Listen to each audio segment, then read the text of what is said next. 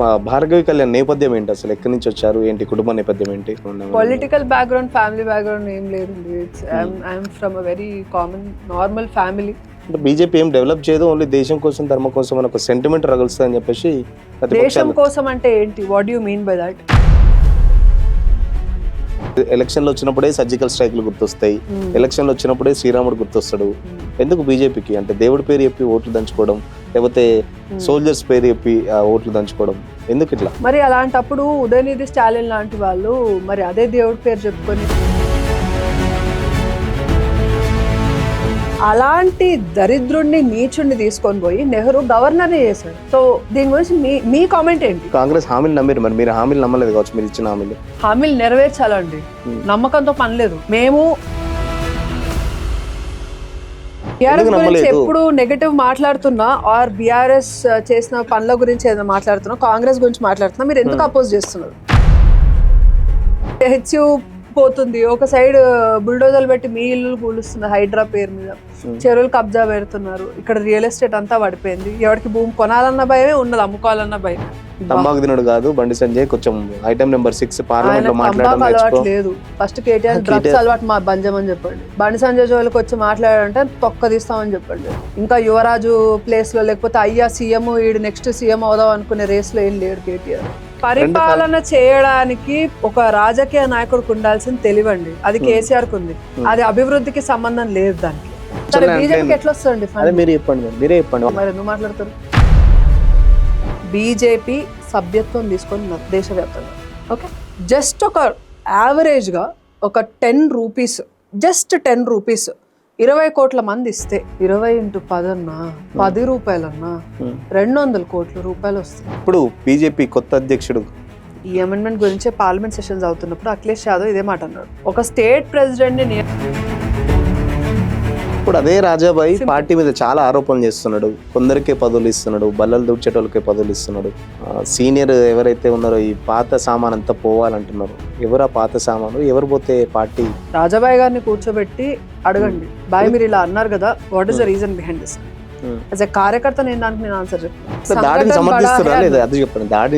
దాడిని సమర్థించట్లేదు, దాన్ని వ్యతిరేకించారు, రెండు చేయండి. ఎట్లా ఉండబోతుంది వచ్చే అసెంబ్లీ ఎలక్షన్స్ సంబంధించి పార్టీ?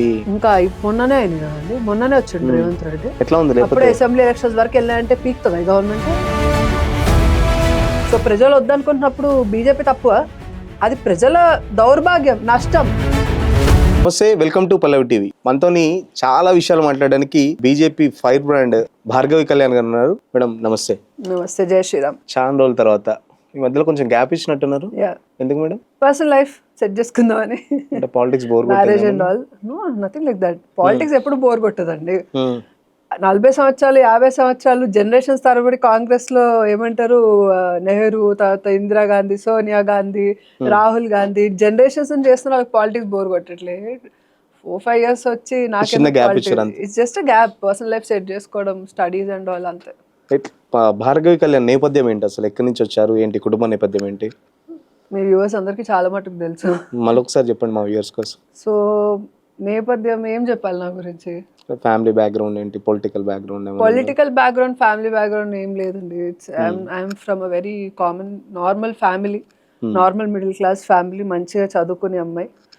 జస్ట్ ఇంట్రెస్టెడ్, లైక్ ఏదో మార్పు తీసుకొద్దాం సొసైటీలో, పాలిటిక్స్లోకి డైవ్ ఇన్ అయ్యాను.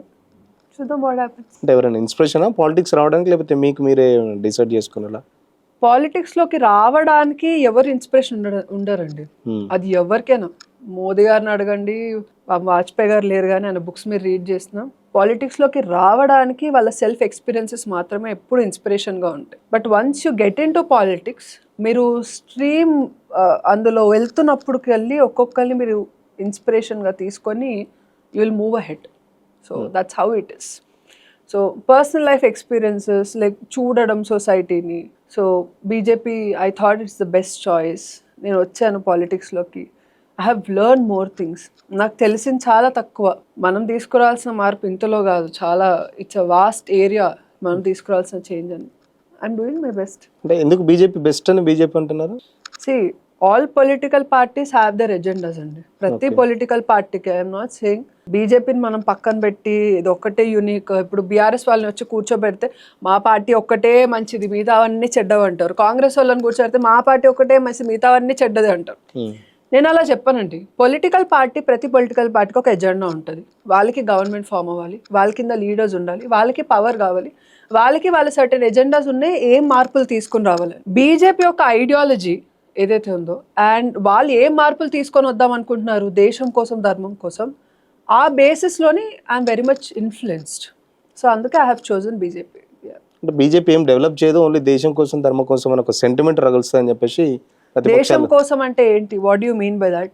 అంటే దేశం కోసం, ధర్మం కోసం, లేకపోతే ఎలక్షన్ వచ్చినప్పుడు దేశం కోసం, ధర్మం కోసం మా ఎజెండా అంటారు, లేకపోతే ఇది ధర్మం పక్కన పెట్టండి.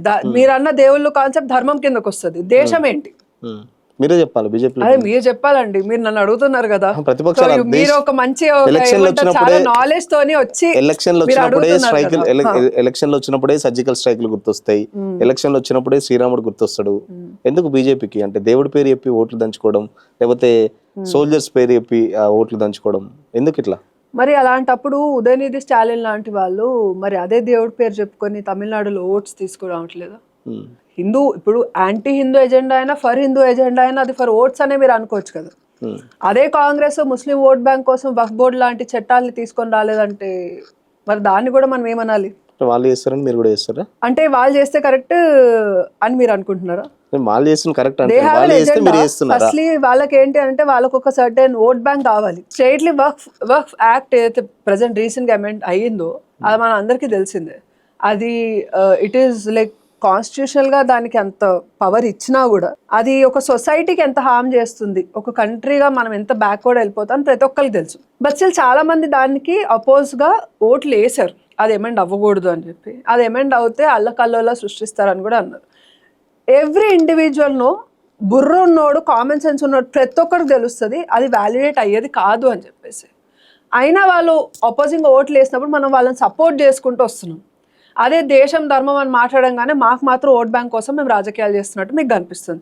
అంటే ఏంటి? దేశం కోసం మాట్లాడడం తప్ప మీ ఉద్దేశంలో, ధర్మం కోసం మాట్లాడడం తప్ప, ధర్మం కోసం నిలబడడం తప్ప, దేశం గురించి ఆలోచించడం తప్ప మీ ఉద్దేశంలో ఏమనుకుంటున్నారు మీరు? There is no one who can talk about desh and dharma. Okay, only BJP can alone stand. మాకు కూడా తెలుసు హిందువులు ఇటు మొత్తం ఓటు వేయరన్న విషయం. అయినా కూడా బీజేపీకి గవర్నమెంట్ అండ్ ఇది ఏమంటారు పవర్ కన్నా మెయిన్ వాళ్ళ ఎజెండా. మీరు అన్నారు కదా గత గవర్నమెంట్స్ ఏం చేయలేదని చెప్పి. గత 15 నుంచి మీరే ఉన్నారు కదా కేంద్ర ప్రభుత్వంలో, మరి మీరెందుకు చేయలేదు? చేస్తున్నాం కదా, ఒక్కొక్కటి చేసుకుంటూ వస్తున్నాం కదా. సో ఇప్పుడు ఒక దాన్ని డిస్ట్రాయ్ చేయడం చాలా ఈజీ అండి, కన్స్ట్రక్ట్ చేయడం చాలా కష్టం. డిస్ట్రాక్షన్ విత్ ఇన్ సెకండ్స్లో అయిపోతుంది. మన దేశాన్ని నాశనం చేయడానికి చాలా 70 సంవత్సరాల టైం తీసుకుంది కాంగ్రెస్. స్టిల్ ఇప్పటికి కూడా గవర్నమెంట్ ఫామ్ అయితే మళ్ళీ ఎలా డిస్ట్రాయ్ చేయాలనే ప్లాన్ చేసుకుంటూ వస్తుంది. ఓకే, మాకు ఇంకా 10 years టైం ఇచ్చారు మళ్ళీ ఆ డిస్ట్రక్షన్ నుంచి మళ్ళీ కన్స్ట్రక్ట్ చేయడానికి. దేశానికి స్వాతంత్రం తీసుకొచ్చిన కాంగ్రెస్ పార్టీ దేశాన్ని ఎందుకు డిస్ట్రాయ్ చేయాలనుకుంటారు? అంటే దేశానికి స్వాతంత్రం తెచ్చిన దాంట్లో మహాత్మా గాంధీ ఒకడే ఉన్నాడు. అట్లయితే మరి దేశాన్ని విభజించిన దాంట్లో కూడా మహాత్మా గాంధీ ఉన్నాడు. జిన్నాకి సపోర్ట్ చేసిన దాంట్లో కూడా మహాత్మా గాంధీ ఉన్నాడు. ఇక్కడ రజాకారులు పరిపాలించి లక్షలాది మంది హిందువుల్ని చంపేస్తే, లక్షలాది మంది హిందువుల ఆడవాళ్ళని వ్యభిచారం చేస్తే, తీసుకుపోయి మానభంగాలు చేస్తే, వాళ్ళని కన్వర్ట్ చేసి ఇంత భయపెడితే, ఆపరేషన్ పోలో కండక్ట్ చేసి సర్దార్ వల్లభాయ్ పటేల్ గారు ఇక్కడికి వచ్చి మనకి స్వాతంత్రం ఇవ్వకపోతే ఈ తెలంగాణ రాష్ట్రాన్ని, ఈ ప్రాంతాన్ని, నిజాం పరిపాలిత ఈ హైదరాబాద్ సంస్థానాన్ని పాకిస్తాన్లో కలపడానికి కూడా నిజాం రజాకారులు సిద్ధపడ్డారు. అలాంటి దరిద్రుణ్ణి, నీచుణ్ణి తీసుకొని పోయి నెహ్రూ గవర్నర్ని చేశాడు. సో దీని గురించి మీ కామెంట్ ఏంటి? యాజ్ అ పర్సన్ మీరేమనుకుంటారు? ఇప్పుడు మనం న్యూస్ ఛానల్స్లో చూస్తామండి, ఒకరిని రేప్ చేశారని తెలిసింది అనుకోండి, వాడి మీద మనం ఎట్లాంటి పోస్టులు పెడతాం, వాట్సాప్ స్టేటస్లో ఏం పెడతాం, మన ఫ్రెండ్స్తో ఏమని డిస్కస్ చేస్తాం, వాడిని చంపేయాలి, నరికేయాలి, రోడ్ మీద ఊరేయాలి, ఎక్స్ రోడ్ మీద కాల్ చేయాలి, ఇన్ని పెద్ద పెద్ద డైలాగులు కొడతాం. మరి ఇంత చేసిన రజాకార్ని, నిజాంని తీసుకుపోయి గవర్నర్ని చేసింది కాంగ్రెస్ గవర్నమెంట్. మీరు ఏమంటారు దానికి? అధికారంలో ఎవరు ఉంటే అదే చేస్తారు కదా. సో ఇప్పుడు ఆపోజిషన్ లో ఉన్న వాళ్ళు, కాంగ్రెస్ వాళ్ళు ఏ తప్పు చేసినా వెనక వేసుకొని రావడానికి మీరు సిద్ధంగా ఉన్నప్పుడు, ఒక మంచి కార్యం కోసం బీజేపీకి అంకణం కట్టుకొని మాకు పొలిటికలీ ఎన్ని ఇన్స్టెబిలిటీస్ ఉన్నప్పటికీ కూడా మేము ధైర్యంగా ఉండి నిలబడాలనుకుంటూ దేశాన్ని ముందుకు తీసుకెళ్లాలనుకుంటూ ప్రతి ఒక్క నాయకుడు రైట్ ఫ్రమ్ నరేంద్ర మోదీ నుంచి గ్రౌండ్ లెవెల్లో ఉండే నాలాంటి కార్యకర్తల వరకు ప్రతి ఒక్కరం దేశం కోసం కష్టపడుతున్నప్పుడు మీకు అది ఎందుకు కనిపించదు? 10 ఏళ్లలో మేము ఏం మార్పు తీసుకొని వచ్చామని అంటున్నారు. వఫ్ అమెండ్ అయ్యింది, యూసీసీ తీసుకొని వచ్చాం, సిఏఏ తీసుకొని వచ్చాం, మేము చాలా మార్పులు చేసాం. ఆర్టికల్ 317 మేము రద్దు చేసాం, ట్రిపుల్ తలాక్ని రద్దు చేసాం, డెవలప్మెంట్ సస్టైనబుల్ డెవలప్మెంట్ వైపు అడుగులేస్తున్నాం. జస్ట్ నో ఫ్రీ రేషన్ ఇచ్చి ఒక చిన్న ఎగ్జాంపుల్ అండి, ఒక చిన్న యోజన తీసుకోండి, దాని వెనక ఎంత సస్టైనబుల్ ఆలోచన మీకే అర్థమవుతుంది. ఇప్పుడు ఉజ్వల గ్యాస్ యోజన ఉంది, దాని గురించి మీకు ఐడియా ఉందా? అది ఏం చేస్తుంది చెప్పండి నాకు. సిలిండర్స్, సిలిండర్, ఫ్రీ సిలిండర్, దాని మీద మీకు కట్టెలు పోయొద్దు, మహిళలు ఇబ్బంది పడుతున్నారు. దాని వెనక రీజన్ ఏంటండి? సిలిండర్స్ ఇవ్వడానికి మెయిన్ రీజన్ ఏంటి? గవర్నమెంట్ మహిళలు ఎట్లా ఇబ్బంది పడుతున్నారు చెప్పగలుగుతారా మీరు? వంటింట్లో ఉంటాయి ప్రాబ్లమ్. వంటింట్లో ఇప్పుడు ఫస్ట్లీ వుడ్ బర్న్ చేస్తారు. ఎన్ని కుటుంబాలు పెరుగుతున్నాయి, ఎన్ని చెట్లు నాశనం చేయాలి ఆ వుడ్ బర్న్ చేయడానికి? ఒక రోజు ఒక ఇంట్లో 4 భోజనం చేయాలంటే 3 పూట్ల ఎంత వుడ్ కాలుతుంది, దానివల్ల ఎన్ని చెట్లు నరికేయాల్సి వస్తుంది, వాతావరణం మీద ఎంత ఎఫెక్ట్ పడుతుంది, ఫస్ట్ రీజన్. సెకండ్, ఆ వుడ్ కాలేటప్పుడు అందులోంచి వచ్చే పొగ వల్ల లంగ్ క్యాన్సర్స్, స్కిన్ క్యాన్సర్స్ ఉమెన్కి ఎక్కువ అవుతున్నాయి అండ్ వాళ్ళ హెల్త్ చాలా చాలా పాడైపోతుంది. That is the main reason. Women హెల్త్ని కూడా కన్సిడరేషన్లో పెట్టుకొని సిలిండర్స్ ఇస్తున్నారు. ఈ రెండు కాకుండా అంటే ఒక గుజరాత్ నుంచి పిఎంని తెచ్చుకుంటే వాళ్ళ మైండ్ సెట్లోనే ఆలోచించాలంటారు. మీరు ఒక్కసారి అర్థం చేసుకోండి, ఒక ఉమెన్ స్టవ్ మీద వంట చేయడానికి ఎంత టైం పడుతుంది, అదే ఉమెన్ కట్టెలు కొట్టుకొని వచ్చి కట్టెల పొయ్యి మీద వంట చేసి పెట్టే వరకు ఎంత టైం పడుతుంది? ఈజీ టాస్క్ ఇది. This is very easy task. And ఇది ఆడవాళ్ళందరినీ ఇంటికి మాత్రమే పరిమితం చేస్తుంది ఈ కట్టెల పొయ్యి. అదే మీరు సిలిండర్స్ ఇస్తే, సిలిండర్స్ మీద హార్డ్లీ మీరు ఇచ్చే సబ్సిడీ ఎంత?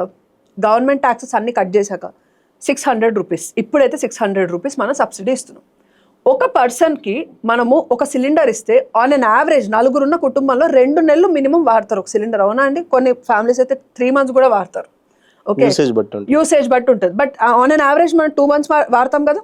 అంటే 2 monthsకి గవర్నమెంట్ స్పెండ్ చేసేది ఎంత సబ్సిడీ మీద?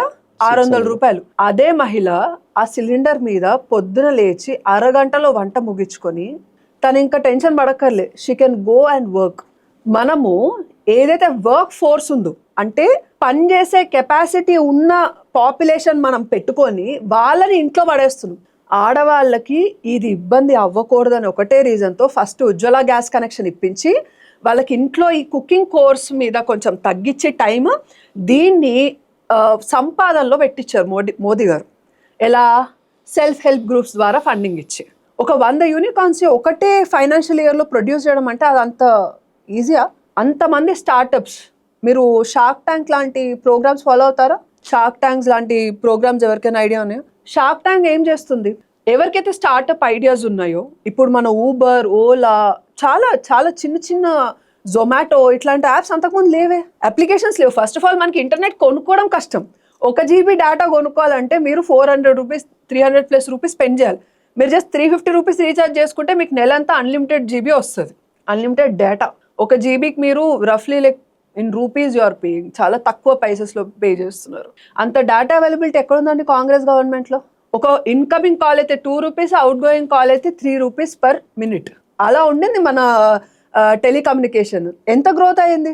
మోదీ గారు ఆయన చేసిన చేంజెస్ చెప్పుకుంటూ పోవాలంటే చాలా ఉన్నాయి. అంటే బీజేపీ చెప్పింది 2 కోట్ల ఉద్యోగాలు అని చెప్పేసి, ఎందుకు చెప్పింది మరి? బీజేపీ వాళ్ళకి తెలియదు అప్పుడు? 2014 నుంచి ఇప్పటి వరకు బీజేపీ గవర్నమెంట్ ఇచ్చిన ఎంప్లాయ్మెంట్ ఎంత తెలుసా మీకు? ఇక్కడ గవర్నమెంట్ సెక్టర్ అంటే ప్రైవేట్ సెక్టర్? కంబైన్డ్లీ ప్రైవేట్ సెక్టర్ని పోషిస్తుంది బీజేపీ. ఫండింగ్లు ఇస్తుంది మీకు, లెస్ రేట్ ఆఫ్ ఇంట్రెస్ట్కి బ్యాంక్ నుంచి లోన్స్ ఇస్తుంది with an assurance that government will pay it back. And చాలా రెగ్యులేషన్స్ ఉండేవండి కాంగ్రెస్ గవర్నమెంట్లో. మీరు ఒక చిన్న కంపెనీ ఓపెన్ చేయాలనుకోండి, పైన లెవెల్ నుంచి కింద లెవెల్ వరకు ప్రతి ఒక్కరికి తినిపించుకుంటూ రావాలి. అండ్ చట్టపరంగా కూడా చాలా రెస్ట్రిక్షన్స్ ఉన్నాయి. ఆ అన్నెసెసరీ అన్వాంటెడ్ రెస్ట్రిక్షన్స్ అన్నిటినీ గవర్నమెంట్ వచ్చిన వెంటనే more than 115 లాస్ని పక్కన తీసేశారు కాన్స్టిట్యూషన్ నుంచి. అందుకనే ఇప్పుడు స్టార్టప్స్ పెరిగినాయి, ఇండస్ట్రీస్ పెరిగినాయి, ఇన్వెస్టర్స్ పెరిగినారు. ఇవన్నీ ఎందుకు జరుగుతున్నాయి అని అంటే అన్వాంటెడ్ థింగ్స్ అన్నిటిని పక్కన తీశారు కాబట్టి చాలా మంది ప్రాఫిట్ని చూడగలుగుతున్నారు, అందుకే ఇక్కడ వచ్చి ఇన్వెస్ట్ చేయగలుగుతున్నారు and they are going business చేయగలుగుతున్నారు. సో ఇదంతా చేసింది కూడా నరేంద్ర మోదీ గారి గవర్నమెంటే. అండ్ ఎంప్లాయ్మెంట్ అంటే నేను ఎగ్జాంపుల్ ఇస్తానండి. ఒక గవర్నమెంట్ బ్యాంకింగ్ సెక్టర్ ఉందనుకోండి, ఆ బ్యాంక్లో జాబ్ వస్తేనే అతను గవర్నమెంట్ జాబ్ వచ్చింది, గవర్నమెంట్ జాబ్ ఇచ్చింది అని మీరు అనలేరు. నేనేమంటానంటే మోదీ గారు ఒక ఇంట్లో మారుమూల గ్రామంలో ఇంట్లో కూర్చున్న ఒక మహిళ కూడా గవర్నమెంట్ ఎంప్లాయీ. ఎందుకంటే గవర్నమెంట్ సెల్ఫ్ హెల్ప్ గ్రూప్స్ ద్వారా ఆవిడకి ఫండింగ్ ఇచ్చి ఆవిడకి certain amount of money as a like seeding amount అంటారు బిజినెస్ కి, ఆ సీడ్ ఫండింగ్ అనేది చేసి ఇదే మోడీ గవర్నమెంట్ హెల్ప్ చేసింది. అంటే ఇట్ ఈస్ నాట్ ఇదే మోడీ గవర్నమెంట్ సామాన్యుల మీద పన్నులు వేసి బాగా టార్చర్ చేస్తుంది. పెద్ద పెద్ద బడా పారిశ్రామిక వేత్తలను మాత్రం వదిలేసి దేశం దాటి వదిలేలా చేస్తుంది. వాళ్ళకి సంబంధించి ఇందాక మీరు అడిగిన క్వశ్చన్ కి మీరు ఆన్సర్ మీరు చెప్పలేదు, ఏంటి నన్ను కంక్లూడ్ చేయలేదు. 2 కోట్ల ఉద్యోగాలు ఇస్తుంది Narendra Modi. Government sector, private sector, బయట ఏదో మిర్చి బండి పెట్టుకుంటే అది గవర్నమెంట్ సెక్టర్ జాబ్ కాదు కదా. అది మీ జాబ్ నుంచి పెట్టట్లేదండి. Government is helping you to do it. And okay, మీరు ఆ సెక్టర్ లో ఉన్న జాబ్స్ ని మీరు ఎంప్లాయ్మెంట్ ని మీరు మోదీ గారు అన్నది ఏంటంటే 2 కోట్ల ఉద్యోగాల్ని మేము కల్పిస్తాము అన్నారు. అంటే ఏంటి? ఎంప్లాయ్మెంట్ జనరేట్ చేస్తామన్నారు. ఎంప్లాయ్మెంట్ జనరేషన్ అంటే ఏంటి? There is a lot of difference. TRS ఇక్కడున్న టీఆర్ఎస్ నౌ బీఆర్ఎస్ గవర్నమెంట్ ఇచ్చిన హామీకి మోదీ గారు ఇచ్చిన హామీకి చాలా డిఫరెన్స్ ఉంది. ఏంటి అని అంటే ప్రతి ఇంటికి గవర్నమెంట్ జాబ్ ఇస్తామని హామీ ఇచ్చింది టీఆర్ఎస్ గవర్నమెంట్. అదే మోదీ గారు గవర్నమెంట్ ఏం చెప్పింది అని అంటే గవర్నమెంట్ని ఎక్స్పాండ్ చేయడం అనేది ఎవరి వల్ల కాదండి. అది ఎంత వేకెన్సీస్ ఉన్నాయో మేబీ ఇట్ విల్ కొంచెం ఏమైనా ఎక్కువ అవుతాయేమో కానీ కోట్లలో ఇంప్రూవ్ అయ్యేది ఏమి ఉండదు. మీరు స్టేట్ సెంట్రల్ కలిపి తీసుకుంటేనే అన్ని చెప్తున్నారు కదా, స్టేట్ కి ఇంటికి ఉద్యోగం ఇస్తా అని చెప్పలేదు. మేనిఫెస్టో తీయమనండి కదా, మేనిఫెస్టో లేదా? నిధులు నియామకాలు. తెలంగాణ ఏర్పడిందే ఈ నినాదం మీద. నియామకాలు అంటే ఏంటి? ఆడ అయ్యబాబు సొత్తా లేకపోతే దాని డెఫినేషన్ ఏమంటారు మరి? అవును, నియామకాలు అయితేనే స్టూడెంట్లు రోడ్ల మీదకి వచ్చినారు, నియామకాలు అయితేనే అందరు ఊరేసుకొని వచ్చినారు, నియామకాలు అయితేనే కదా తెలంగాణ ఇంత సుసంపన్నంగా రక్తంతో ఏరులే పారుతుంది బీఆర్ఎస్ గవర్నమెంట్ లో. బీఆర్ఎస్ పోయి కూడా దాదాపు సంవత్సరం చెప్పండి, కంప్లీట్ చేయనివ్వండి కదా. 2 కోట్ల ఉద్యోగాల జనరేట్ చేస్తా అన్నారు. అంటే 2 కోట్ల మంది ఉద్యోగాలు చేసే విధంగా కల్పన, అంటే ఆ టైప్ ఆఫ్ స్ట్రక్చర్ ని డెవలప్ చేస్తా అన్నారు. 10 years లో మోదీ గవర్నమెంట్ ఎంత మందికి ఎంప్లాయ్మెంట్ జనరేట్ చేయగలిగే కెపాసిటీని బిల్డ్ చేసింది అండ్ ఎంత మందికి ఎంప్లాయ్మెంట్ కల్పించడానికి ఆ సిస్టమ్ని అరేంజ్ చేసింది. It is more than 13 crore people కి అకామిడేట్ అయ్యే విధంగా ఎంప్లాయ్మెంట్ జనరేట్ అవ్వడానికి స్టార్టప్స్ని ఫండింగ్ చేసుకుంటూ సీడ్ ఫండింగ్ ఇచ్చుకుంటూ ఇప్పుడు ఎంప్లాయ్మెంట్ రేట్ చెక్ చేసుకున్న సింగిల్ డిజిట్లో ఉండేది ఇప్పుడు డబుల్ డిజిట్ అయింది కాంగ్రెస్ గవర్నమెంట్కి ఇప్పటికే. సో జస్ట్ ఏదో నాకు వస్తుంది కాబట్టి ర్యాండమ్గా వీడు చెప్తాడు వాడే చెప్తాడు. ఎవరు ఏ డెవలప్మెంట్ ఒప్పుకుంటారండి? బీజేపీ డెవలప్మెంట్ అయితే కాంగ్రెస్ బీఆర్ఎస్ ఒప్పుకోవడానికి సిద్ధంగా లేదు. ఇప్పుడు కాదు, ఎప్పటి నుంచో సిద్ధంగా లేదు. మీడియా అడిగేటప్పుడు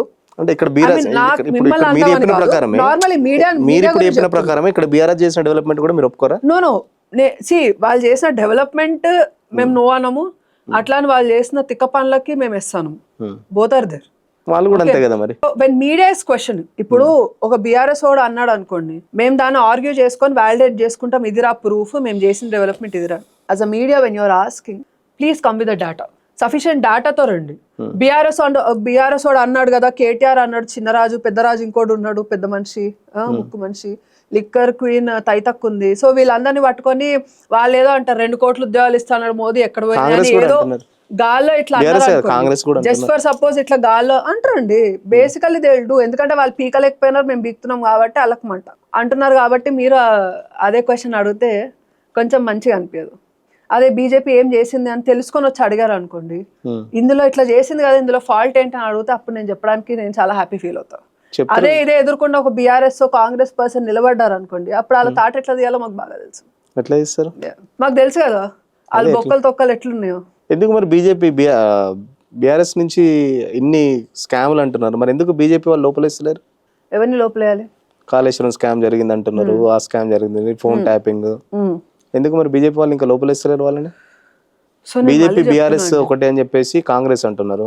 బీజేపీ ఇప్పుడు గవర్నమెంట్ లో ఉందా? సెంట్రల్ గవర్నమెంట్ లో బీజేపీ ఉంది కదా. సెంట్రల్ గవర్నమెంట్ కి స్టేట్ మీద కంప్లీట్ రైట్స్ ఉంటాయా?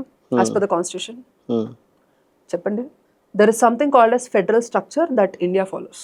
ఆ ఫెడరల్ స్ట్రక్చర్ మీరు మన పాటిస్తలేరని చెప్తారు ఇక్కడ.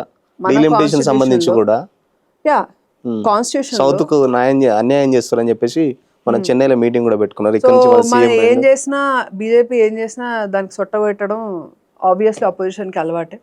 బట్ మీరు అన్న క్వశ్చన్స్ ఇన్ అన్ ఆర్డర్ నేను ఆన్సర్ చేద్దాం అనుకుంటున్నా. ఎందుకంటే చాలా మందికి అపోజిషన్ వాళ్ళు ఇది అంటారు కాబట్టి మీడియా వాళ్ళు అడుగుతూనే ఉంటారు, దీనికి మేము సమాధానం చెప్పుకోవాల్సి వస్తుంది. ఇట్స్ వెరీ ఫన్నీ అండి.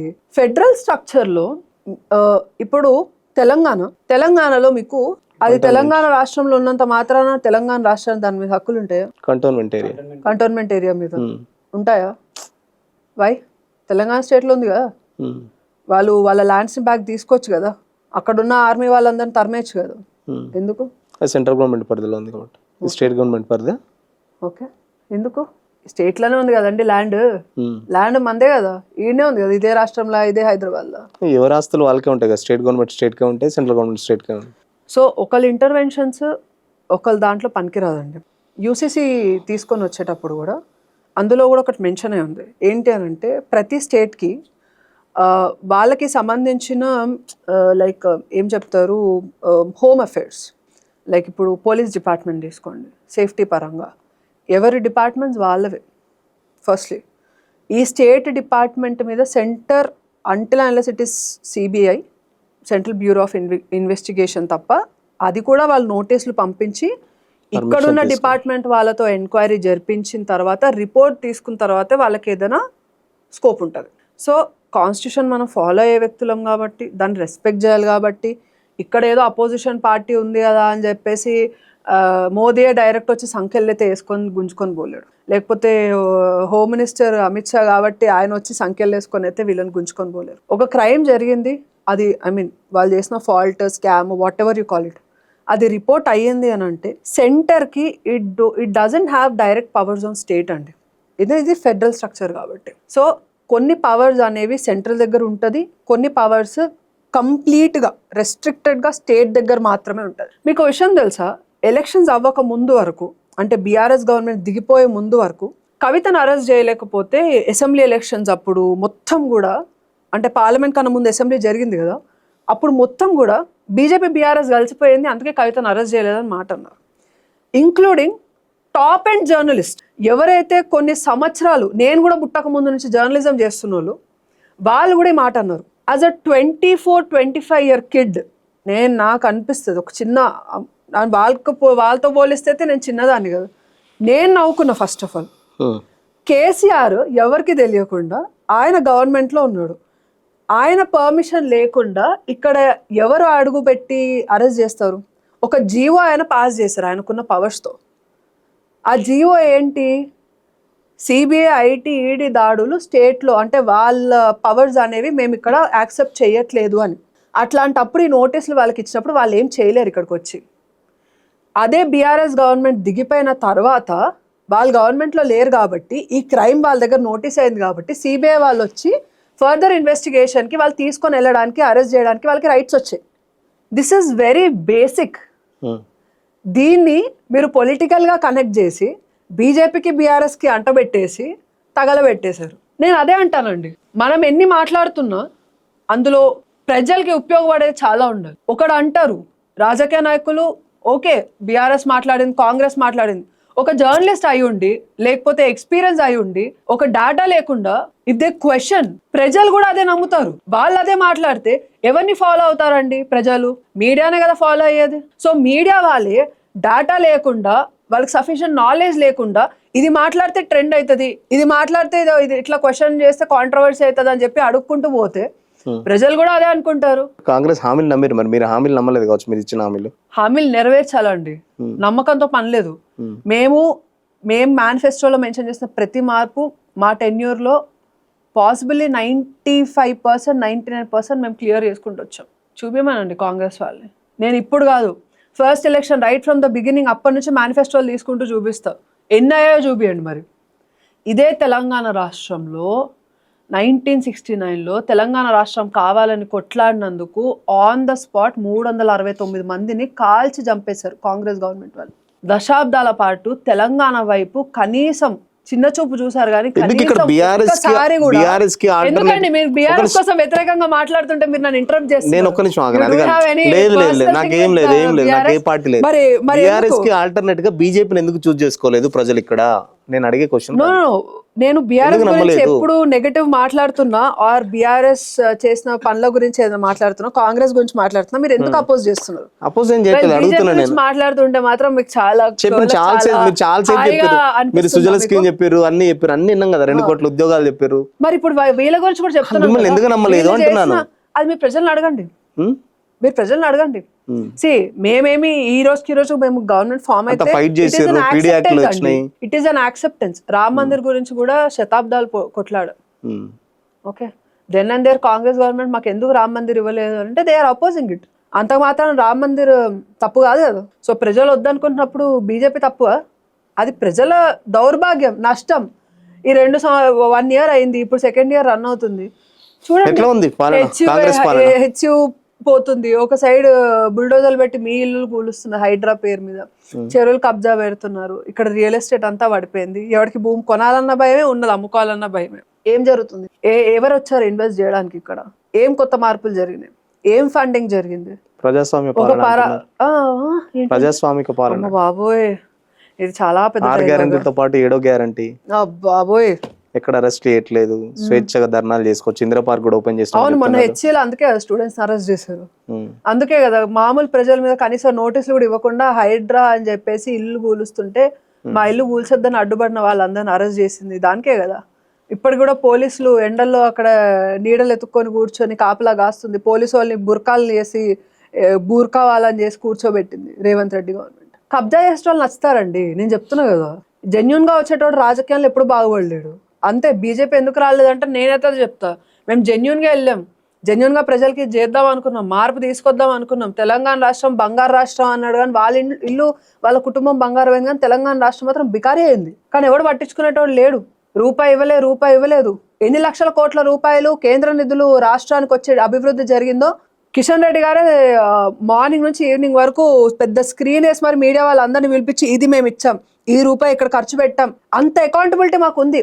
అరే 10 సంవత్సరాలు నువ్వేం బీకావో చెప్పు, స్క్రీన్ మీదే లబ్ధిదారులు ఎంతమంది ఉన్నారు చూపి, ఏమేం స్కీమ్స్ తీసుకొచ్చో, ఆ స్కీమ్స్ వల్ల ఫర్దర్ సస్టైనబుల్ డెవలప్మెంట్ ఎట్లా జరిగింది, నీ ఎకానమీ ఎట్లా బిల్డ్ అయింది, ఎన్నిసార్లు జరగలేదండి. బాసర్ ఐఐటి IIIT బాసర్లో ఫుడ్ పాయిజనింగ్, పిల్లలు ఎంతమంది ప్రొటెస్ట్ చేయలేం, టైంకి ఫీజు రియంబర్స్మెంట్ పడక ఎంతమంది ఎగ్జామ్స్ అటెండ్ అవ్వక సర్టిఫికేట్స్ రాక ఎంతమంది ఇబ్బంది పడ్డారు, ఎన్నిసార్లు గ్రూప్స్ క్యాన్సిల్ అయ్యాయి బీఆర్ఎస్ గవర్నమెంట్లో, ఎగ్జామ్ నోటిఫికేషన్స్ ఎంత దగ్గర వేసి వాళ్ళని ఎంత ఇబ్బంది పెట్టారు, ప్రిపరేషన్కి కనీసం టైం కూడా ఇవ్వకుండా ఎలక్షన్స్ ముందు ఇస్తున్నారు. ఆ 5 years టెన్యూర్లో అసలు ఎన్ని పోస్టులు రిలీజ్ చేశారు, చూసి సూసైడ్లు చేసుకున్నారు. ఎక్కడి నుంచో వచ్చిన వాళ్ళు కూడా ఆ రోజు ఈ రోజు ఎగ్జామ్ అని చెప్పి ఈ రోజే క్యాన్సిల్ అయిందని చెప్పి న్యూస్ చెప్తే ఎంతో మంది రోడ్ల మీద పడే ఏడ్చారు. మీ మీడియా వాళ్ళు కూడా పోయి కవర్ చేశారు దాన్ని. ఇన్ని దారుణాలు జరిగిన తర్వాత కూడా మీరు బీఆర్ఎస్ వారుగా ఎట్లా మాట్లాడుతున్నారు?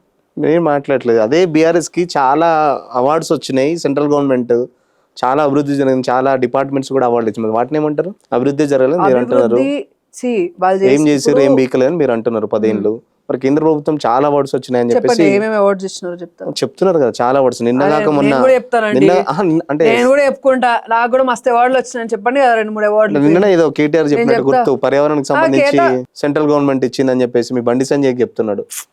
తంబాకు తినడు కాదు బండి సంజయ్, కొంచెం ఐటమ్ నెంబర్ 6 పార్లమెంట్ లో మాట్లాడడం లేదు. ఫస్ట్ కేటీఆర్ డ్రగ్స్ అలవాటు బంజమని చెప్పండి, బండి సంజయ్ జోలికి వచ్చి మాట్లాడారంటే తొక్క తీస్తామని చెప్పండి.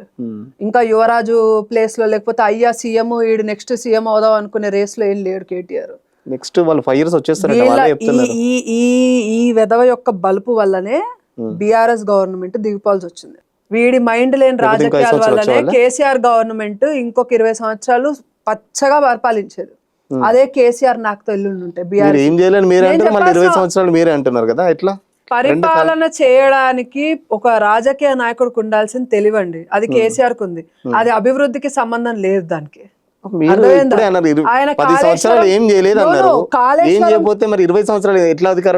నేను అదే చెప్తున్నా, ప్రజల్ని మభ్యపెట్టి మాయ చేసి ఇంకో 20 సంవత్సరాలు కూడా తెలంగాణ సెంటిమెంట్ ని రేజ్ చేసుకుంటూ గవర్నమెంట్ నడిపే తెలివితేటలు కేసీఆర్ కు ఉంది.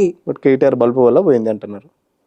ఇప్పటికైనా బల్బు తగ్గించుకొని ఫార్ములా రేస్ లో ఏమైంది 22,000 కోట్లు ఏడమింగిను చెప్పాలి కదా, తీయాలి బయటకు మరి మొత్తం. పర్యావరణ సంరక్షణ మేము ఇవన్నీ చేస్తున్నాము అని అన్నారు కదా, మరి ఎన్ని లక్షల చెట్లు కొట్టేశారు తెలంగాణ రాష్ట్రంలో? లెక్క తీస్తే ఉంటది.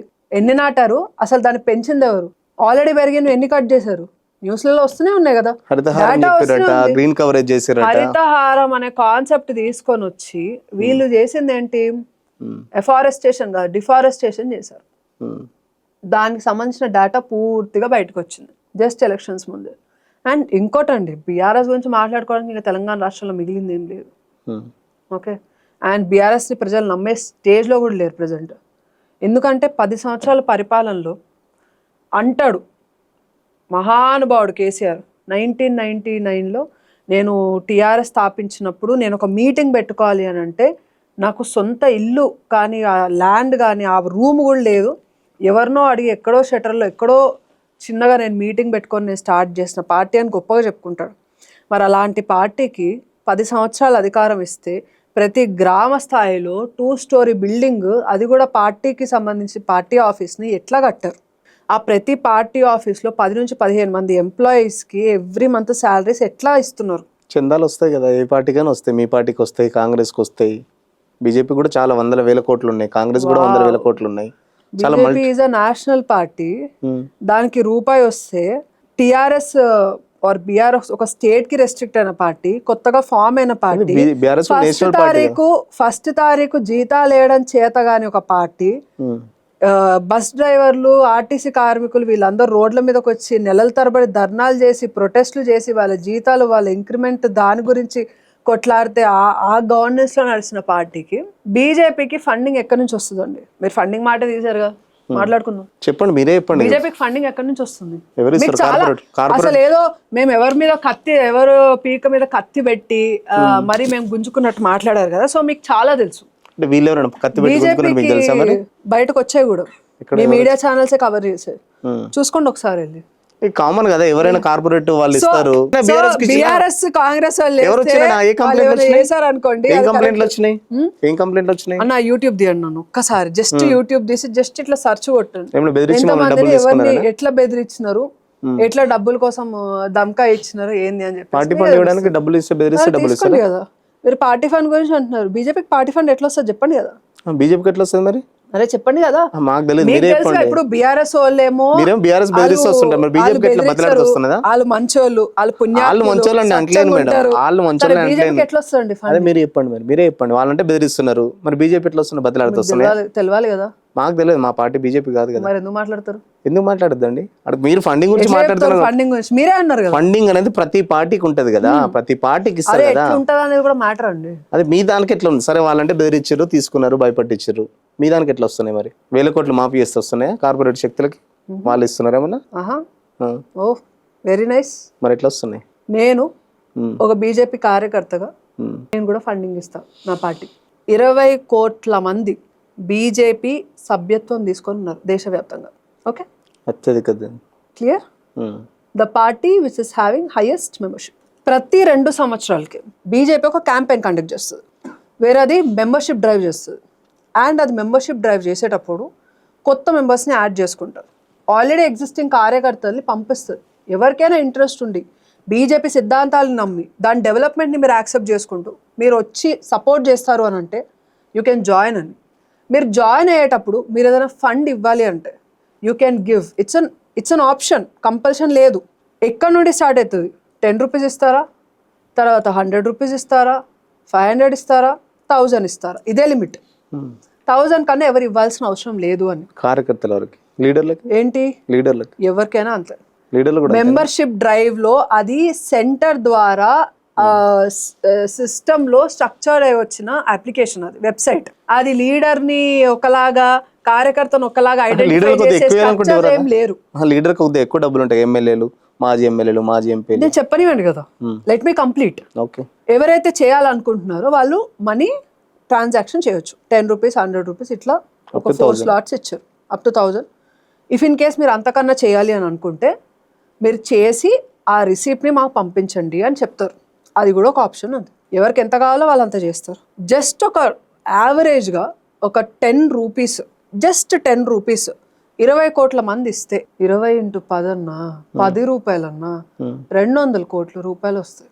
ఒక్కొక్కరు 10 రూపాయలు ఇస్తే, ఒక్కొక్కరు 10 రూపాయలు ఇస్తే పోనీ ఆన్ అన్ యావరేజ్ 10 అయితే ఎవడు ఏడుగా మినిమం 100 రూపాయలు ఇస్తాడు. పార్టీ ఫండ్ కదా, 2000 కోట్లు 100 రూపాయలు ఎక్కడి నుంచి వస్తున్నాయి పైసలు అర్థమవుతుందా? ఎమ్మెల్యేలు ఉంటారు, ఎంపీలు ఉంటారు, వాళ్ళకి 100 రూపాయలు వేయాలా అనిపించదు. ఓన్లీ కార్యకర్తలు ఇచ్చిన డబ్బులతోనే బీజేపీ నడుస్తుంది.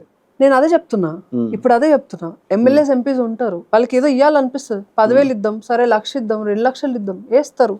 అది వాళ్ళ ఇష్టం, ఎవరి మీద కంపల్షన్ లేదు. నేను అదే చెప్తున్నా, ఓన్లీ కార్యకర్తలు అని యావరేజ్ 100 రూపాయలు ఇచ్చినా కూడా మెంబర్షిప్లో ఉన్న 20 కోట్ల మంది ఇస్తే డబ్బులు మాకు ఒక హ్యాపీగా ఒక 10 year వరకు సరిపోయే అమౌంట్ మాకు వస్తుంది. పార్టీ నడిపించుకోవచ్చు, పార్టీ హ్యాపీగా నడిపించుకోవచ్చు, ఇబ్బందే లేదు. మేము ఒకరిని పోయి బెదిరించాల్సిన అవసరం లేదు, కాంట్రాక్ట్స్ మీద రూపాయి తినాల్సిన అవసరం లేదు. ₹1 ట్యాక్సెస్ ద్వారా గవర్నమెంట్కి వస్తే ఆ రూపాయి ఎక్కడ ఖర్చు పెట్టాం అనే దాని గురించి క్లియర్గా, చాలా ఓపెన్గా, అంత ట్రాన్స్పరెన్సీ బీజేపీ మెయింటైన్ చేసి.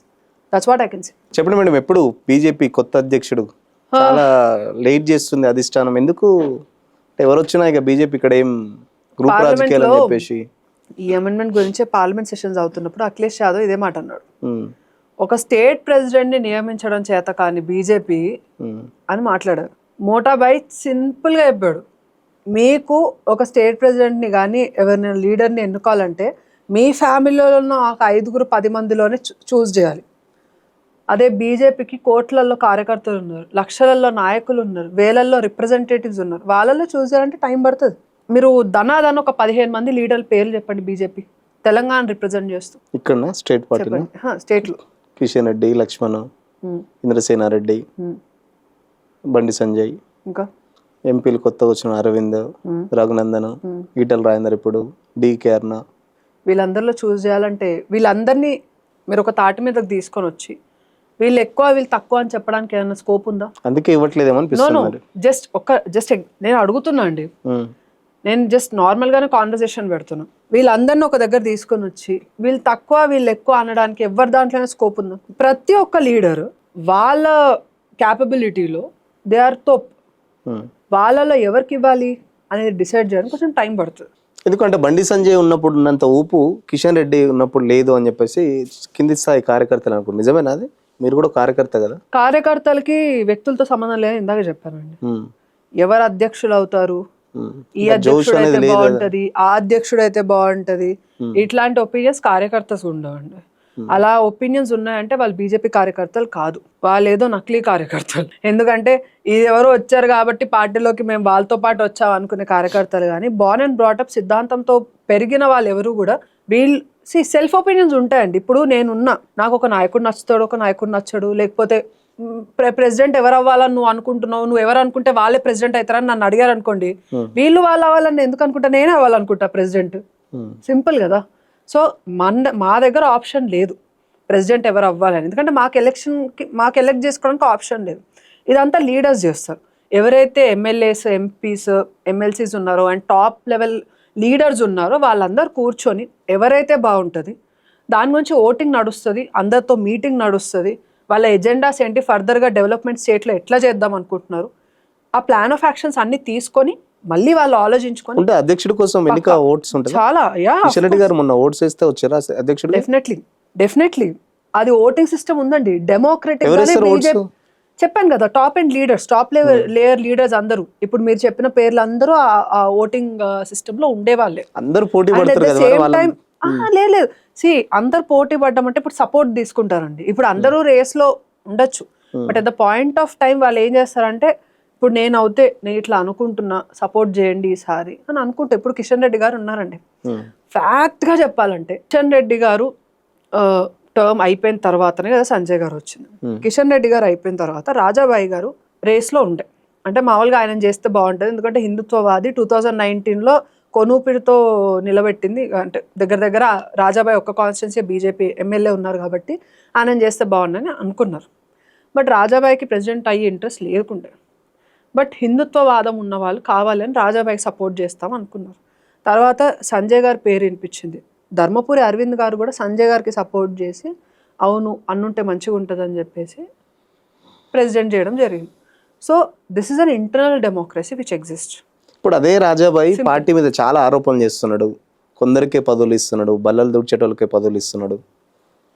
సీనియర్ ఎవరైతే ఉన్నారో ఈ పాత సామాన్ అంతా పోవాలంటున్నారు. ఎవరు ఆ పాత సామాను, ఎవరు పోతే పార్టీ అది బలపడుతుంది? మీరు అన్న వాళ్ళని అడగాలండి. రాజాబాయి గారిని కూర్చోబెట్టి అడగండి, బాయ్ మీరు ఇలా అన్నారు కదా, what is the reason behind this అని. యాజ్ ఎ కార్యకర్త నేను ఆన్సర్ చెప్పలేను. ఎందుకంటే మాకు లీడర్స్ అందరు సమానమే. యాజ్ ఎ కార్యకర్తగా అందరు లీడర్స్ సమానమే. మాకు ఎవరు అధ్యక్షులైనా అవ్వకపోయినా మాకేం ఫరక్ పడదు. మేము చేసుకునే పని పార్టీ కోసం మేము చేస్తూనే ఉంటాం. పార్టీ ఏం పిలిపిస్తే దాన్ని ఫాలో అవ్వడం మాత్రమే యాజ్ ఎ కార్యకర్త మా కర్తవ్యం. పార్టీ వెనక ఆ సిస్టంలో మేము నడుచుకుంటూ వెళ్తాం. సిస్టమ్ లేని పార్టీస్, కాంగ్రెస్ వాళ్ళు అనుకోండి, నేను వస్తా, నేను ఈ వర్గం ఆ వర్గం అని చెప్పుకొని వాళ్ళకి ఫర్గా మాట్లాడుకుంటూ వెళ్తా. బట్ నేను పార్టీ సిద్ధాంతం స్ట్రీమ్ లైన్ నాకు మెయిన్. బీజేపీలో కూడా అదే వర్గాలు తయారవుతున్నాయి. బీజేపీలో కూడా అదే వర్గాలు తయారవుతున్నాయి కాబట్టి నేను అదే స్ట్రీమ్ లో వెళ్తా. సో నాకు వీళ్ళు గ్రేట్ కాదు, వాళ్ళు గ్రేట్ కాదు, ఎవరు గ్రేట్ కాదు. ఎవరైతే స్టేట్మెంట్స్ ఇస్తున్నారో ఇప్పుడు నేను అంటానండి, ఏ నాయకుడైనా సరే, ఇప్పుడు మీరు చేసిన 10 పేర్లైనా 15 పేర్లైనా ఇంకా ఎన్ని సంవత్సరాలు ఉంటారు? 10 సంవత్సరాలు, 20 సంవత్సరాలు, 30 సంవత్సరాలు, 100 ఏళ్ళైతే ఎవరు ఉండరు కదా. ఉంటారా? వాజ్పేయి గారు కూడా నేను ఒక్కడనే ఉండాలి, నేనే పార్టీ అనుకొని పని చేయలే. వెనక మోదీ గారిని సపోర్ట్ చేసుకుంటూ వచ్చారు. మోదీ కూడా ఇప్పుడు నేను ఒక్కడనే, నేనంటేనే పార్టీ, నేను లేకపోతే పార్టీ ఉండకూడదు అనే ఎజెండాలో వర్క్ చేయలే. యోగిని రెడీ చేస్తున్నారు. తర్వాత అన్నామలై సార్, తేజస్వి సూర్య ఇలాంటి ఎంతో మంది టాప్ అండ్ లీడర్స్ రెడీ అవుతున్నారు నెక్స్ట్ జనరేషన్లో పార్టీ జెండాని బాధ్యతను తీసుకోవడానికి. ఒక్క వ్యక్తితో సంఘటన నాశనం అవ్వకూడదు. అట్లా అవుతే పైనుండి వేటు పడుతుంది. సో ఈ గ్రూప్ పాలిటిక్స్ ఇవన్నీ ఏదైతే మీడియా పరంగా వస్తున్నాయో ఇలాంటివి బీజేపీ సపోర్ట్ చేయదు. First and foremost it's very clear, మా సిద్ధాంతం సపోర్ట్ చేయదు. దీనికి ఎవరైతే అగేన్స్ట్ గా చేస్తున్నారో వాళ్ళ మీద వేటు పడుతూనే ఉంటది. అది మీ నోటీస్కి వచ్చినా రాకపోయినా. మరి ఎందుకు ఇంతవరకు రాజా సింగ్ మీద ఎందుకు పార్టీ యాక్షన్ తీసుకోవట్లేదు? క్రమశిక్షణ ఉంటది పార్టీలో. ఇంత పార్టీకి సంబంధించి ఇంత వ్యతిరేకంగా మాట్లాడుతుంటే ఒక ఎమ్మెల్యే మీరే చెప్పారు 2019లో రాజాబాయి కావాలి, రాజాబాయి లేకపోతే పార్టీ లేదు అనుకున్న వ్యక్తి ఇంత పార్టీ మీద ఇంత వ్యాఖ్యలు చేస్తున్నారు కదా. కిషన్ రెడ్డి పైన కానీ, పార్టీ నాయకుల పైన కానీ, పాత సామాన్ అంతా పోవాలని చెప్పేసి, ఇంకా ఎంతమందికి ఇస్తారు, కొత్త వాళ్ళు రావాలి అని చెప్పేసి మాట్లాడుతున్నారు. మరి ఎందుకు యాక్షన్ తీసుకోవట్లేదు? అది నిజమా? పార్టీలో జరుగుతుందా? వ్యక్తిగతంగా రాజాబాయి ఇఫ్ ఇన్ కేస్ తన ఒపీనియన్ అయితే, ఇప్పుడు తన ఒపీనియన్ ఏంటి? యాజ్ అ సెల్ఫ్ ఇండివిజువల్ తన ఒపీనియన్ ఏంటి? ఇది పార్టీ ఒపీనియన్ కాదు, బీజేపీ ఒపీనియన్ కాదు, రాజాబాయి ఒపీనియన్ ఏంటి? పాత సామాన్ అని మీరు ఏదో స్టేట్మెంట్ ఇస్తున్నారు. అదే ఆయన స్టేట్మెంట్స్, ఆ స్టేట్మెంట్స్ ని పట్టుకొని సంఘటనని బీజేపీ డిస్ట్రాయ్ చేయదు ఎప్పుడు కూడా. అది ఏ కార్యకర్త they will not do it. ఎస్ బాయ్ చెప్పినారా, ఓకే, బాయ్తో మాట్లాడే వాళ్ళు ఉంటారు, చెప్పేటోళ్ళు ఉంటారు. లాస్ట్ టైం కూడా హిందుత్వం బేస్డ్ ఓవైసీ బేస్డ్ ఏదో చేసినారు అని చెప్పేసి సస్పెండ్ కూడా చేసినారు. సో అప్పుడు సస్పెండ్ చేసింది పార్టీ. ఎలక్షన్స్ ముందు మళ్ళీ కొన్ని జరిగినాయి మీటింగ్స్. అదే బెడ్రూమ్ నుంచి బయటకు వచ్చి చెప్తున్నాడు కదా రాజసింగ్, మీడియా ప్రకారం చెప్తాను, నేను పార్టీ ఇంటర్నల్ మీటింగ్స్ లో చెప్పలేదు. Dare to go and ask Rajabai. Time ఇస్తలేడు. ఇట్స్ అది మీ మధ్య ఉండాలి. మీ మీడియాకి ఆయన ఎందుకు టైం ఇస్తలే, ఇంకో మీడియాకి ఎందుకు ఇస్తున్నారు అంటే అది ఆయన డిసైడ్ చేసుకోవాలి. ఏ మీడియాలో టైం ఇవ్వకుండానే TV9 లో వాటిలలో ఎందుకు స్క్రోల్ అవుతారండి మీరు? మొన్న రీసెంట్ గా ఏదో చిత్రగుప్త అని గిరీష్ మీద దాడి చేశారు బండి సంజయ్ అండ్ అభిమానులు. ఫస్ట్లీ అదే చెప్తున్నాండి, మళ్ళీ coming back to the same thing. వీళ్ళు దాడి చేశారు లేకపోతే వీళ్ళు ఎఫెక్ట్ అయ్యారంటే ఒకసారి ఛానల్ ఓపెన్ చేయండి. చిత్రగుప్త ఛానల్కి నేను కూడా వెళ్ళి ఇంటర్వ్యూ ఇచ్చాను. It was my first podcast. నేను పాడ్కాస్ట్ స్టార్ట్ చేసేది అది ఫస్ట్. దాని తర్వాత చేసాం చాలా పాడ్కాస్ట్. పర్సనలీ గిరీష్ దారముని అన్న నాకు తెలుసు, ధార్మిక్గా ఆయన ఎంత మంచి వ్యక్తి నాకు తెలుసు, ధర్మం గురించి ఆయన కొట్లాడే విధానం నాకు తెలుసు. కాషాయం కండు వేసుకునే చెప్తాడు కదా మొత్తం. ఆయన కాషాయం కండువ మాత్రం వేసుకున్నాడు, ఆయన శరీరం అంతా కాషాయం అండి. గిరీష్ అని అంటేనే కాషాయం అని మనిషిని ఎందుకు దాడి బీజేపీ వాళ్ళు, కాంగ్రెస్ వాళ్ళు వేరే. నేను అదే చెప్తున్నాను. ఇప్పుడు నాకు అన్న అంత పర్సనల్ తెలుసు అంటున్నావు కదా, ఆయన ఎంత మంచి తత్వం, ఆయన దగ్గర నుంచి మేము ఎన్ని నేర్చుకున్నాం. చాలా ప్రోగ్రామ్స్కి యూజువలీ ఎప్పుడైనా క్షాత్రం అని కానీ రిఫ్లెక్షన్ వాళ్ళు కండక్ట్ చేసినా, వేరే ఎవరు ఏ వేదికల మీదైనా కూడా ఆయన చీఫ్ గెస్ట్గా పిలిచి చాలా విషయాలు అడుగుతారు. ఆయన హిస్టరీ నుంచి కానీ సమ్ బేసిస్ నుంచి తీసి మాకు ఎన్నో విషయాలు చెప్తుంటే మేము కింద కూర్చొని నోట్ చేసుకుంటాం. అంత నాలెడ్జబుల్ పర్సన్. బట్ ఎక్కువ తెలివి ఉన్నోడు అతి తెలివి అయ్యి తిక్కగా చేస్తారంటారు చూడండి ఒక్కొక్కసారి. కార్యకర్తలు అని మాట్లాడుతున్నారు, బీజేపీ కాషాయం అని మాట్లాడుతున్నారు, చాలా బాగుంది. బట్ బీజేపీ సిద్ధాంతం ఏంటి అని తెలియకుండా బిహేవ్ చేయడం కరెక్టా రాంగా? నీకు ఒక వ్యక్తి నచ్చలేదు, నచ్చకపోని ఆడ ఎటైనా పోని, నీకెందుకు? నీకేం అవసరం? అట్లాంటి నాయకులు 100 మంది ఉన్నారు, నీకేం అవసరం? దాడిని సమర్థించట్లేదు, దాన్ని వ్యతిరేకించాను, రెండు చేయను. ఎందుకనంటే నేను అదే చెప్తున్నా, మోదీ గారే నాకన్నా సంఘటన గొప్పది అన్నప్పుడు ఒక భార్గవి కళ్యాణి ఎంత, లేకపోతే గిరీష్ దారముని ఎంత, ఒక బండి సంజయ్ ఎంత, లేకపోతే ఇంకోళ్ళు ఎంత, వ్యక్తులు ఆ టైం బీయింగ్ వరకే ఉంటారండి. కానీ వ్యవస్థ వచ్చే తరాలకి కూడా మనం అందించాల్సిందే. ఎంపీ మీ పార్టీకి సంబంధించి ఒక ఎంపీ ఉన్నాడు, ఇదంతా బండి సంజయ్ మీరు చేపిస్తున్నాడు అని చెప్పేసి. నేనేం సిబిఐ ఎంక్వైరీ ఆఫీసర్ డిపార్ట్మెంట్ నుంచి రాలేదు, నా దగ్గర ఏమంటారు కాల్ రికార్డ్స్, వీడియోలు, ఆడియోలు పెట్టుకొని నేను కూర్చోలేదండి. మళ్ళీ నేను అదే చెప్తున్నా, ఒక వ్యక్తి యొక్క పర్సనల్ ఒపీనియన్స్ వ్యవస్థ మీద ఎఫెక్ట్ పడకూడదు. ఓకే, గిరీష్ అన్న చేసింది అబ్సల్యూట్ తప్పు. ఎందుకనంటే ప్రజా సంగ్రామ యాత్రలో నేను కూడా ఒక భాగమే. నేను 21-22 ఇయర్స్ ఏజ్లో ఉన్న ప్రజా సంగ్రామ యాత్ర స్టార్ట్ అయింది. 5 యాత్రలు నేను మా నాన్న ఇద్దరం కుటుంబాన్ని వదిలిపెట్టి, సంపాదన వదిలిపెట్టి, ఇంట్లో మా అమ్మ మా చెల్లి ఏం తింటున్నారు, అసలు ఇంట్లో బియ్యం తెచ్చుకునే గతుందా లేదో కూడా మేము వదిలిపెట్టి, రెంట్లు కూడా కట్టకుండా మేము రోడ్ల మీదకి వచ్చి అన్నెంబడి తిరిగాం. మేము ఏం తిన్నాము, మా అకౌంట్లలో కనీసం ఒక బిస్కెట్ ప్యాకెట్ కొనుక్కుందామన్నా డబ్బులు లేని స్టేజ్లో మేము అన్నెంబడి ఎంత కష్టపడ్డాం మాకు తెలుసు. ఆడ యాత్రలో పెడితే తినేవాళ్ళం, లేకపోతే మాకు తిండి లేదు. అన్ని కష్టాలలో మేము చేసాం. ఆడ యాత్రలో ఉండి, యాత్రలో పార్టిసిపేట్ చేసి, అన్ని కష్టాలు అనుభవించి, వర్షం లేక, ఎండ లేక, చలి లేక కష్టపడి తిరిగితే ఒక ఆడదాని కష్టం తెలుస్తుంది. అబ్బాయిలకి ఏముందండి, ఆడవాళ్ళకి మెన్స్ట్రుయేషన్ సైకిల్ ఉంటుంది. మేము 5 రోజులు మాకు తెలుసు మేము ఎంత సఫర్ అయ్యామో యాత్రలో. రోజుకి 25-30 కిలోమీటర్ల స్కెడ్యూల్ ఉంటుంది. మధ్యలో ఊర్లు స్టార్ట్ అయినాయి అంటే, మధ్యలో ఒకసారి పొలాలు స్టార్ట్ అయినాయి అంటే ఒక ఫర్లాంగ్ వరకు 5 to 8 కిలోమీటర్స్ మీకు అసలు ఏం కనిపించవు. వాష్రూమ్ కావాలన్నా ఇబ్బంది ఉంటుంది. ఎన్ని ఇబ్బందులు పడి మేము ఎట్లా బతికినామో మాకు తెలుసు. ఇప్పటికే మా కష్టం గుర్తొస్తుంది మాకు. పేరు మాకు గుర్తింపుతో పని లేదండి. గుర్తింపు కోసం సంజయ్ పాదయాత్ర చేయలే. అదే గుర్తింపు కోసం సంజయ్ పాదయాత్ర చేసి ఉంటే నాకు సీఎం కుర్చీ కావాలని అడిగేటోడు. అర్థమైందా?